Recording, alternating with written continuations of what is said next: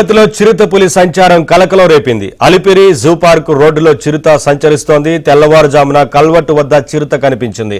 అటవీ శాఖ ఏర్పాటు చేసిన ఇనుప కంచె దాటుకుని చిరుత రోడ్డుపైకి వచ్చింది.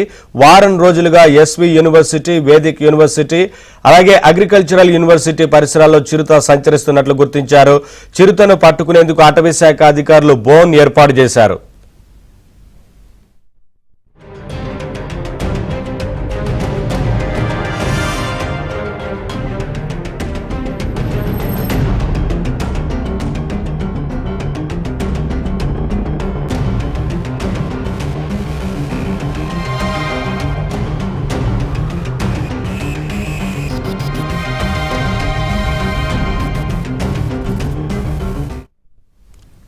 తిరుపతిలో చిరుత పులి సంచారం కలకలం రేపింది. అలిపిరి జూ పార్క్ రోడ్డులో చిరుత సంచరిస్తోంది. తెల్లవారుజామున కల్వట్టు వద్ద చిరుత కనిపించింది. అటవీ శాఖ ఏర్పాటు చేసిన ఇనుప కంచె దాటుకుని చిరుత రోడ్డుపైకి వచ్చింది. అప్డేట్స్ మా ప్రతినిధి దినేష్ అందిస్తారు. దినేష్, అటవీ శాఖ అధికారులు ఏం చెప్తున్నారు? ఇప్పటికే బోన్ ఏర్పాటు చేసినట్టు తెలుస్తా ఉంది కదా. మొత్తం మీద చిరుత చాలా హుందాగా, ధైర్యంగా ఆ రోడ్డు పైన కల్వర్ట్ దగ్గర ఉండడం అనేది కొంతవరకు అందరూ కూడా ఆశ్చర్యపోయిన విషయం. దాంతో పాటు భయభ్రాంతుకు అంటే ఆ చిరుత ఉన్న రోడ్డు వైపు పోలేక ఒకే రోడ్లో వాహనాలు వెళ్లి రావడం జరిగింది.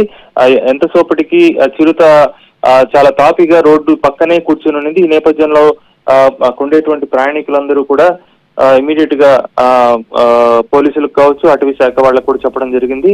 అంటే గతంలో అయితే ఇదే విధంగా పక్కనే ఉన్న హాస్టల్స్ కి వెళ్ళడం, హాస్టల్లో విద్యార్థులు వాళ్ళు ఉంటే వాళ్ళ హాస్టల్స్ దగ్గరికి వెళ్ళి చెప్పడం, అక్కడంతా తిరుగుతా ఉంది. ఒక రకంగా పిల్లలందరూ కూడా వార్డెన్ వచ్చారనే విధంగా పిలిచే పరిస్థితి, ఎందుకంటే అక్కడ ఆ రకంగానే బిహేవ్ చేసేది. అయితే ఇటీవల ఆ యొక్క వేదిక్ యూనివర్సిటీ దగ్గర నుంచి ఒక చిరుతని పట్టుకుని వెళ్ళిన తర్వాత కొంత ప్రశాంతంగా ఉన్నారు. అయితే మళ్ళీ చాలా దృఢంగా, చాలా పెద్ద సైజులో చిరుత ఉంది. ఇంత పెద్ద సైజులో చిరుత రావడంతో అది ఏ రకంగా దాడి చేస్తుందనేటువంటి భయం అయితే అందరిలో ఉంది.